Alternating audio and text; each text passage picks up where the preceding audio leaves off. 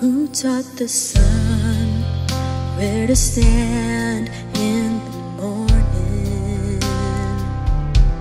And who told the ocean you can only come this far? And who showed the moon where to hide till evening? Whose words alone can catch a falling star?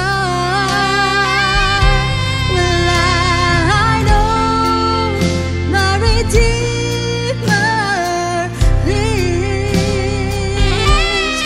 I know my Redeemer lives. All of creation testifies this light within me cries. I know my Redeemer. He lives to take away my shame, and He lives forever. I proclaim that the payment for my sin was the precious life He gave. But now He's alive, and there's an empty grave. He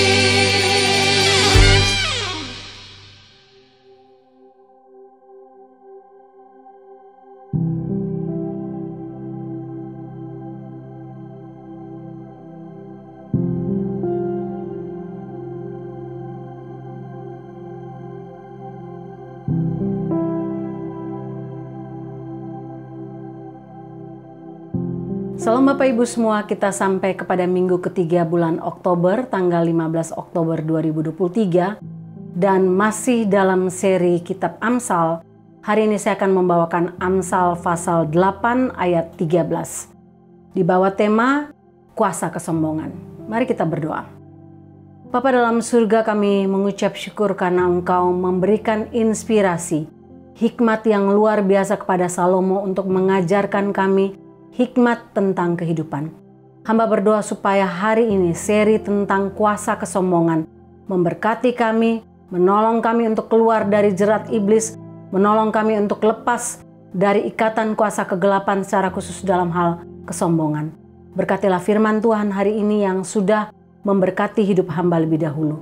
Dalam nama Tuhan Yesus. Amin. Kita baca Amsal pasal 8 ayat 13, demikian bunyi firman Tuhan. Takut akan Tuhan ialah membenci kejahatan. Aku benci kepada kesombongan, kecongkakan, tingkah laku yang jahat, dan mulut penuh tipu muslihat.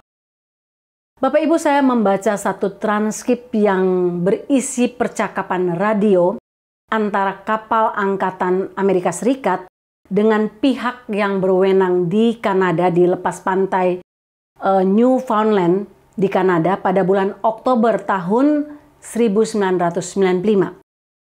Menarik, percakapan ini merupakan percakapan radio yang dirilis oleh Kepala Operasi Angkatan Laut pada tanggal 10 Oktober tahun 1995.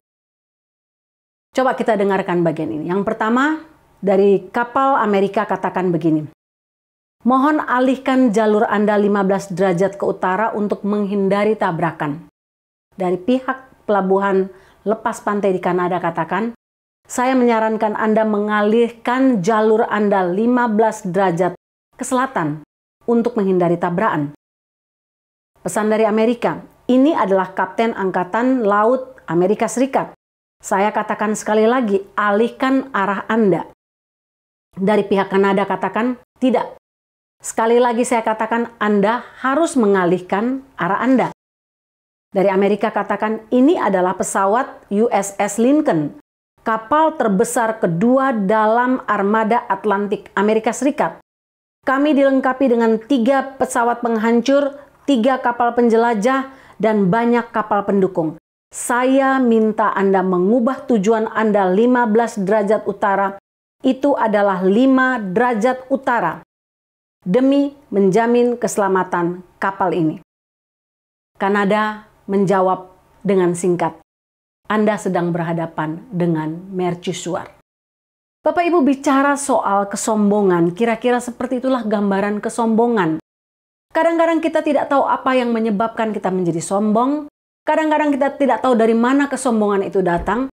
Kadang-kadang kita tidak berpikir betapa besarnya bahaya kesombongan.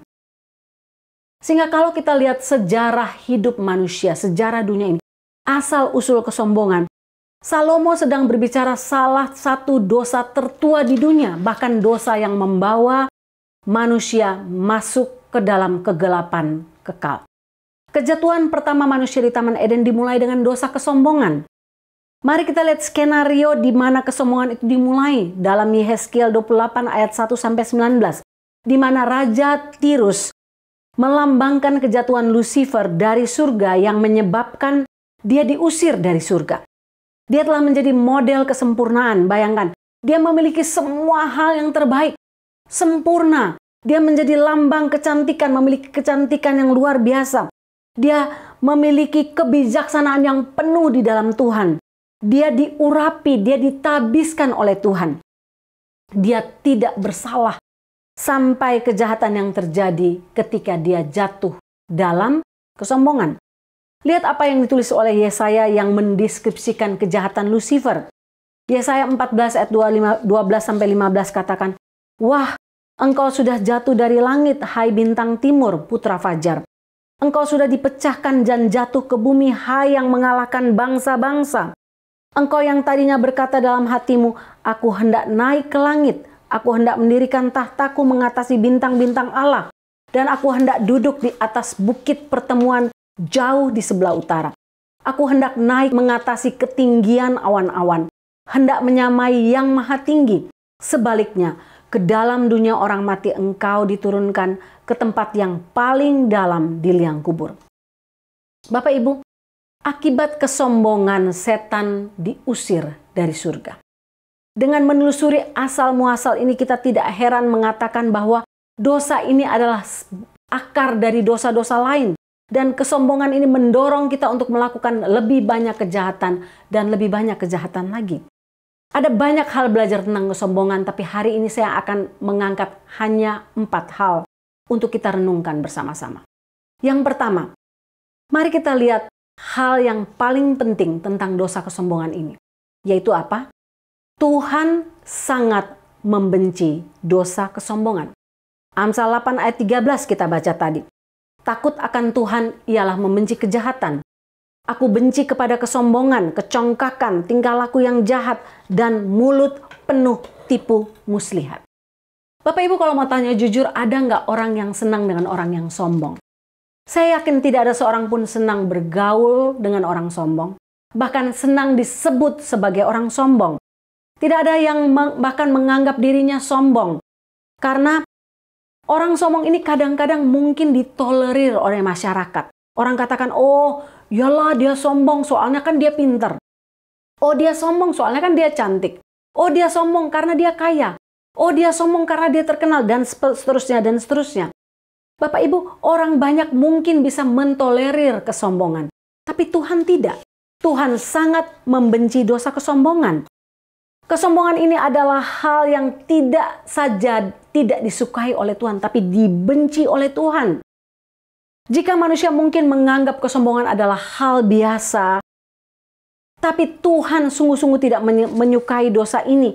Bahkan Amsal 8 mengatakan dengan tegas, Tuhan membenci dosa kesombongan. Kadang-kadang dosa kesombongan manusia itu tersembunyi atau berusaha disembunyikan. Di hadapan manusia, di hadapan orang lain, di hadapan istri, di hadapan anak, di hadapan keluarga. Tapi di hadapan Tuhan, dosa kesombongan ini tidak dapat disembunyikan sama sekali, Bapak Ibu. Tidak bisa disembunyikan. Jika manusia bisa melihat, oh orang ini hidupnya rasanya nggak puas. Oh orang ini nggak punya percaya diri. Tapi kesombongan itu kadang-kadang orang pikir orang pun tidak bisa lihat. Tapi Tuhan bisa melihat. Jauh ke dalam hati kita manusia. Mazmur 101 ayat 5 katakan, orang yang sombong dan tinggi hati, aku tidak suka. Bapak Ibu, kesombongan adalah perasaan bahwa seseorang dapat mencapai sesuatu tanpa pertolongan Tuhan. Kesombongan ini jika seseorang merasa dia bisa berbuat sesuatu tanpa Tuhan. Atau jika seseorang membenci, memandang rendah, atau mengabaikan apapun yang merupakan ciptaan atau berkat Tuhan. Kesombongan juga mungkin bisa berupa sikap yang menempatkan Tuhan sebagai sesuatu yang tidak relevan dalam hidup atau perbuatan seseorang. Saya ingin Bapak Ibu lihat video ini sebentar. Check this out. Divinity is not far enough to describe what we are trying to do. Now we are much better than the God of the Bible. I mean, in the Bible you have these recurring droughts that the people of Israel do something wrong, God's become angry, drought, no water. And now Israel has built in recent years a huge desalinization factory on the shores of the Mediterranean. And most drinking water in Israel today actually come from these plants, from these factories. So we can make God as angry as we like. I mean, he can stop the rains. We don't care. We still have water because science has managed to go way beyond the expectations of the ancient Hebrews. Wow, we are better than the God of the Bible? Such arrogance. You can see it echo directly the things that are talked about in the book of Genesis with the Tower of Babel. Bapak Ibu coba lihat video tadi, coba Bapak Ibu bayangkan. Yuval Noah Harari adalah seorang Israel. Dia benar-benar menciptakan teori Homo Deus, artinya manusia itu human bisa di-upgrade. Bahkan kalau di-upgrade manusia itu bisa lebih hebat dari Tuhan. Dia merasa seolah-olah dia bisa menjadi sama seperti Tuhan, bahkan lebih daripada Tuhan. Bapak Ibu, ini sungguh mengerikan, karena itulah Tuhan membenci dosa kesombongan. Sehingga kesombongan ini ditempatkan sebagai salah satu dosa terbesar yang termasuk rombongan 7 dosa maut.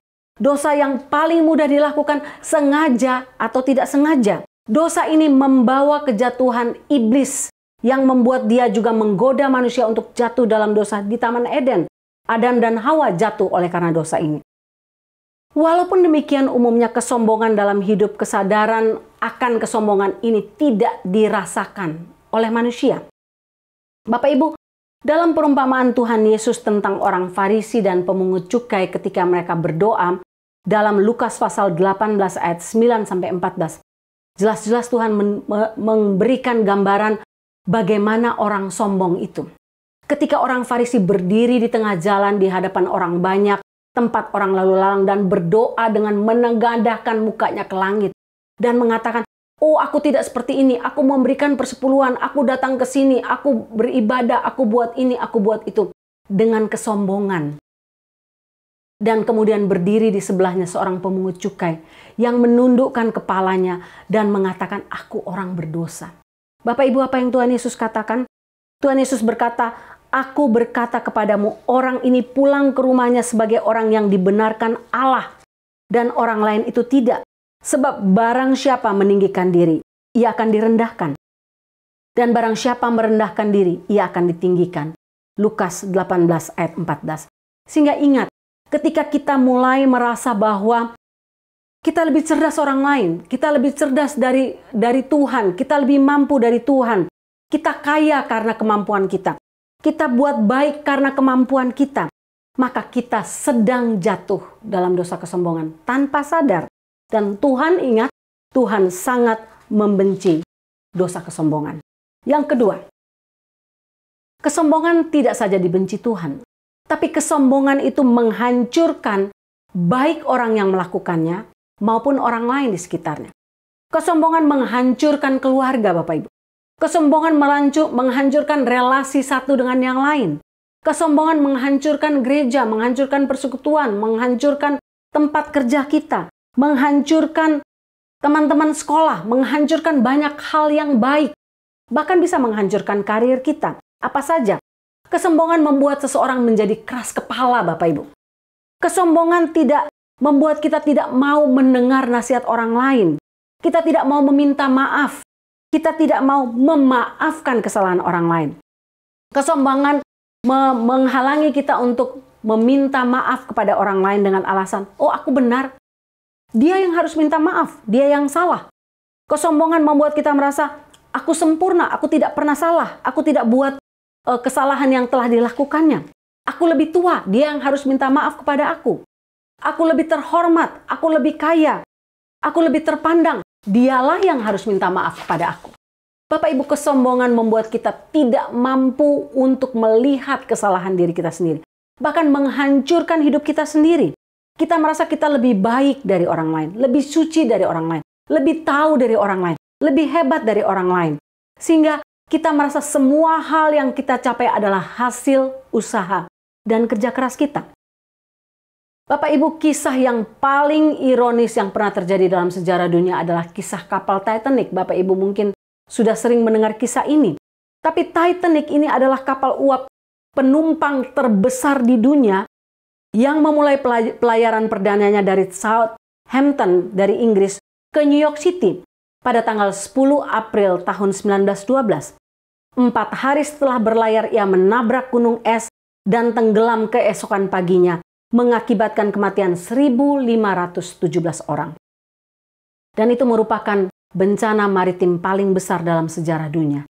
Menariknya, Titanic diciptakan oleh insinyur-insinyur terbaik di dunia pada masa itu. Bukan itu saja, mereka menggunakan teknologi tercanggih pada masa itu. Dan banyak yang terkejut sebelum kapal itu tenggelam, dia dilengkapi dengan fitur keselamatan yang ekstensif. Sebelum diberangkatkan, kapal tersebut telah digembar-gemborkan media sebagai kapal yang tidak mungkin dapat tenggelam. Bapak Ibu, Salomo menyebut dosa kesombongan ini sebagai dosa yang paling mematikan. Amsal 16 ayat 18 katakan, kecongkakan mendahului kehancuran, dan tinggi hati mendahului kejatuhan. Tenggelamnya kapal Titanic mungkin merupakan ilustrasi yang paling kuat dari sejarah dunia, bahwa ini satu momen bagi manusia modern untuk belajar untuk tidak jatuh dalam kesombongan. Karena kesombongan akan menghancurkan orang sekelilingnya, termasuk diri orang yang menjadi sombong itu. Akan diikuti dengan bencana, seperti Amsal 16 ayat 18 katakan.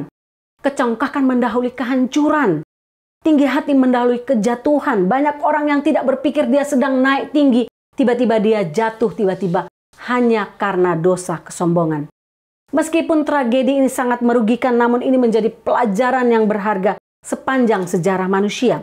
Saya baca satu kisah tentang sebuah kejadian di majalah The Mirror yang menceritakan kisah tentang seorang turis yang pergi ke Zimbabwe. Waktu dia ke Zimbabwe, namanya Pete Evershed, dia dengan penuh kesombongan dia mandi di luar ruangan dari tempat dia berwisata, yaitu kebun binatang di Zimbabwe. Jadi kebun binatang ini diciptakan dengan alam terbuka. Orang bisa bebas berjalan-jalan asal hati-hati, ada pawang dan sebagainya. Dan hari itu Pete memutuskan untuk mandi di luar ruangan karena ingin menikmati keindahan alam. Oh, dia ada di hutan dan dia bisa mandi bebas tanpa dilihat oleh siapapun. Tapi rupanya dia salah karena puluhan singa yang kelaparan sedang menanti mangsa.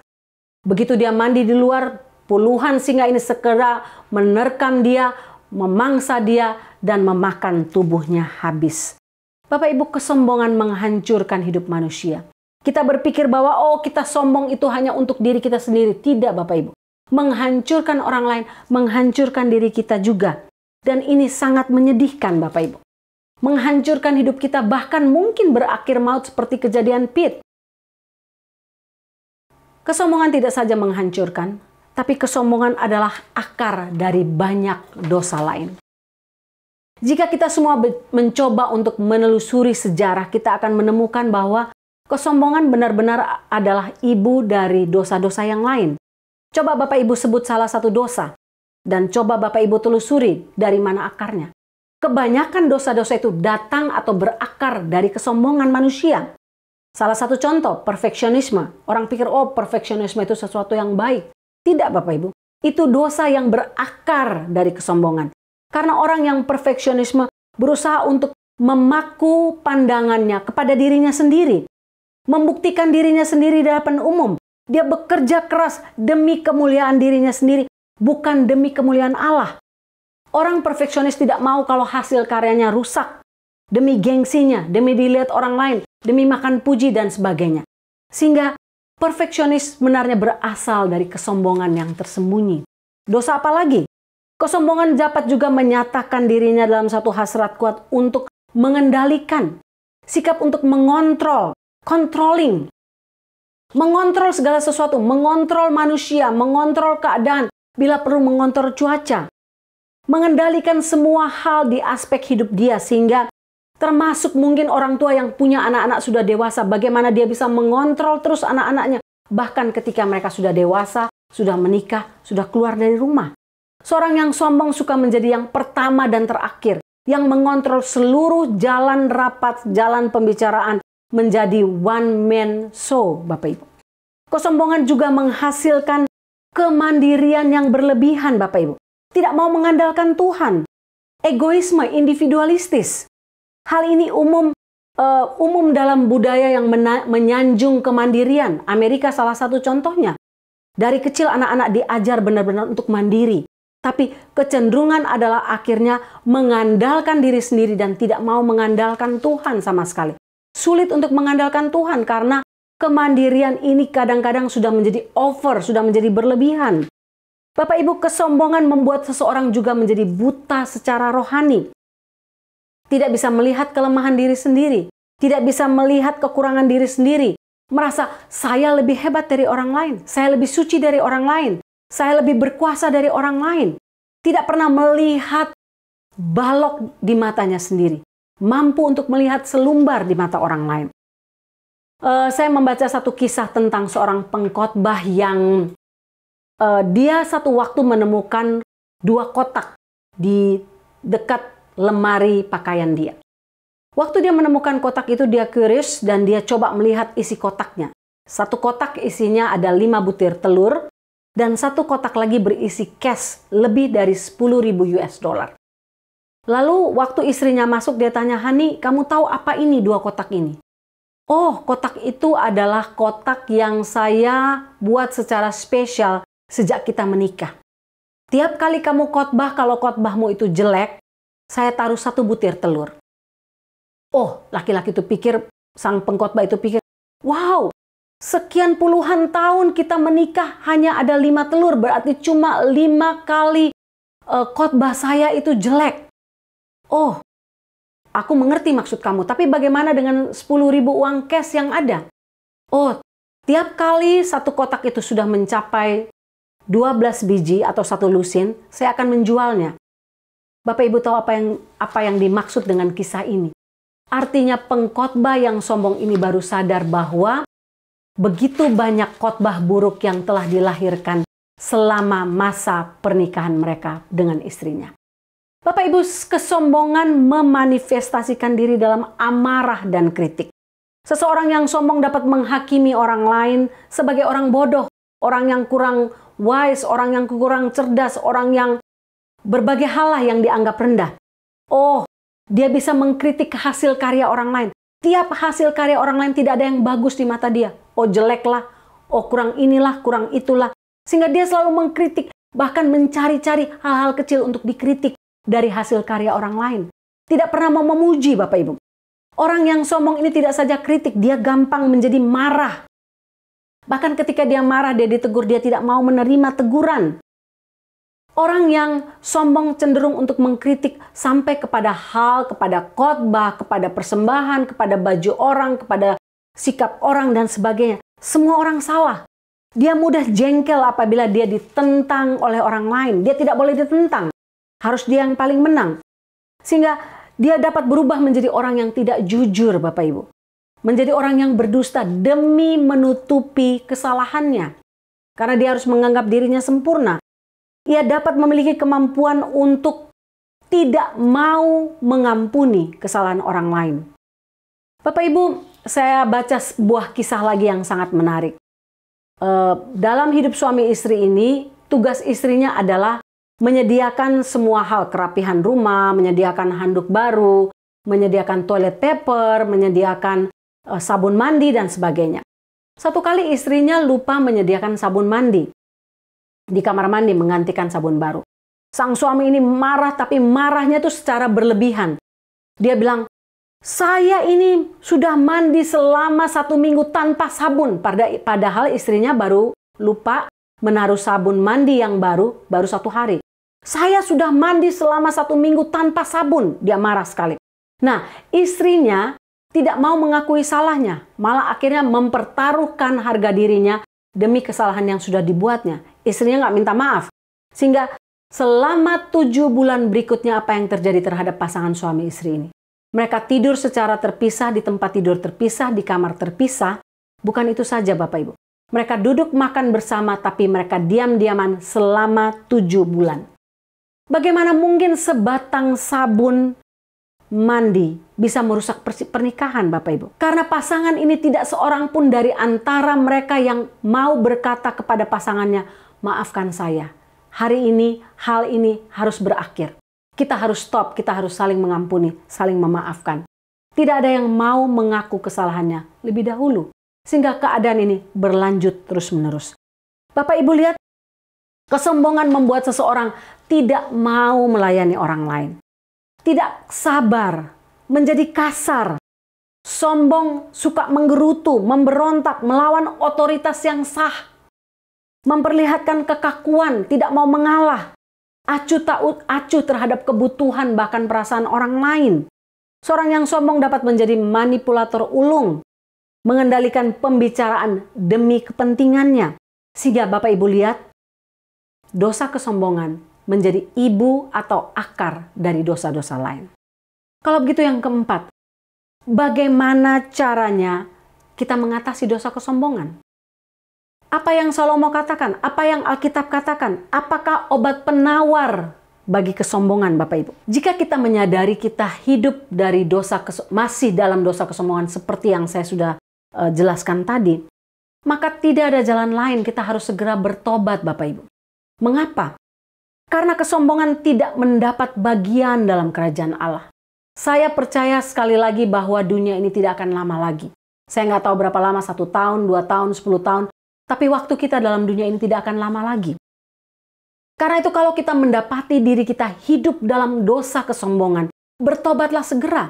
Karena tidak ada orang yang sombong yang dapat masuk dalam kerajaan Allah. Setan diusir dari sorga oleh karena kesombongannya. Yesaya 14 ayat 12-15. Dia begitu sombong sehingga dia berusaha untuk menggantikan Allah sebagai penguasa sejati alam semesta ini Bapak Ibu. Setan dilemparkan pada dalam api neraka oleh karena dosa kesombongannya. Dan itu yang menjadi hidup mereka terakhir. Sehingga bagi mereka yang menentang Allah, bagi mereka yang sombong, hanyalah ada bencana dan api neraka, api kekekalan. Kesombongan telah menghalangi banyak orang untuk bertobat, menghalangi banyak orang untuk menerima Tuhan Yesus sebagai Tuhan dan Juru Selamat, karena dia berpikir, aku bisa selamat dari diriku sendiri. Aku berbuat baik, aku tidak pernah melakukan kriminal apapun, aku hidup benar. Sehingga sulit untuk menerima Tuhan Yesus sebagai Tuhan dan Juru Selamat, karena dia merasa dia bisa menyelamatkan dirinya sendiri melalui kebaikan dia. Sehingga kalau kita hidup dalam dosa kesombongan ini, yang perlu kita buat adalah segera mengaku dosa kita, segera memohon ampun, segera bertobat. Bukan itu saja Bapak Ibu. Yang kedua yang perlu kita buat adalah orang yang sombong perlu belajar untuk meminta kepada Tuhan dengan amat sangat, dengan sungguh-sungguh, supaya memberikan kerendahan hati bagi dirinya. Mengakui bahwa hidupnya hanya bisa berjalan karena anugerah Tuhan. Saya butuh kerendahan hati Tuhan. Berikan saya kerendahan hati itu tiap-tiap hari. Dan yang ketiga, berhenti memusatkan diri kepada diri sendiri, tapi kepada Allah. Kenapa? Orang yang sombong pusatnya adalah dirinya sendiri. Saya. Sehingga menggantikan penyembahan terhadap diri sendiri kepada penyembahan terhadap Allah. Allah lah sentral penyembahan kita. Allah lah pusat ibadah kita. Pusat penyembahan kita, pusat aktivitas kita, bukan diri saya. Bukan supaya saya dipuji orang, tapi supaya Tuhan dipuji orang. Bapak Ibu, dan yang terakhir, orang yang sombong perlu terus-menerus mengingatkan dirinya sendiri bahwa Tuhan mengasihi kita lebih dari apapun. Cinta kasih Tuhan, kesabarannya telah Dia tunjukkan di atas kayu salib. Kalau Tuhan itu tidak memiliki apa yang namanya kerendahan hati yang bisa kita belajar dari Dia, Dia tidak akan turun dalam dunia ini untuk mati bagi kita, manusia berdosa. Tuhan Yesus mati bagi kita, bagi semua orang, terutama bagi orang-orang yang sombong, sehingga kita menyadari bahwa kita tidak dapat menyelamatkan diri kita sendiri. Kita tidak dapat hidup dari diri kita sendiri. Kita tidak dapat berbuat baik dari diri kita sendiri. Kita tidak dapat masuk surga dari diri kita sendiri. Kita membutuhkan anugerah hari demi hari. Bapak Ibu, mari kita menundukkan kepala dan kita berdoa. Bapa dalam surga, kalau Engkau mendapati kami masih hidup dalam dosa kesombongan, ampunilah kami. Lepaskanlah kami. Sadarkanlah kami. Bawalah kami ke dalam pertobatan yang sesungguhnya. Tolonglah kami untuk tidak mengeraskan hati kami. Tolonglah kami untuk tidak menundanya. Tolonglah kami untuk bertobat saat ini juga Tuhan. Dan berikanlah kami kerendahan hati. Kerendahan hati yang asalnya dari hati Kristus yang mau turun dari dalam kemuliaan surga. Masuk ke dalam dunia yang penuh dengan dosa. Naik ke atas kayu salib demi menyelamatkan kami manusia berdosa. Berilah kami kerendahan hati itu tiap-tiap hari. Tolonglah kami untuk tidak memusatkan hidup kami kepada diri kami sendiri yang kotor, yang najis, yang berdosa, yang penuh dengan kelemahan. Tolonglah kami untuk memusatkan hidup kami, hasil karya kami, perbuatan kami, kata-kata kami, pikiran kami kepada Kristus sebagai pusat, sebagai sentral penyembahan kami. Terima kasih Tuhan. Terpujilah namamu Tuhan untuk firman Tuhan hari ini. Dalam nama Tuhan Yesus. Amin.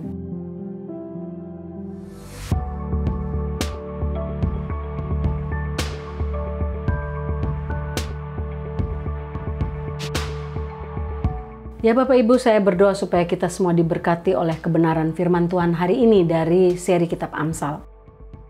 Kita akan mengakhiri ibadah kita. Saya mengundang kita untuk menundukkan kepala kita dan mengangkat hati kita menerima berkat Tuhan. Tuhan memberkati engkau dan melindungi engkau. Tuhan menyinari engkau dengan wajah-Nya dan memberi engkau kasih karunia. Tuhan menghadapkan wajah-Nya kepadamu dan memberi engkau damai sejahtera. Amin.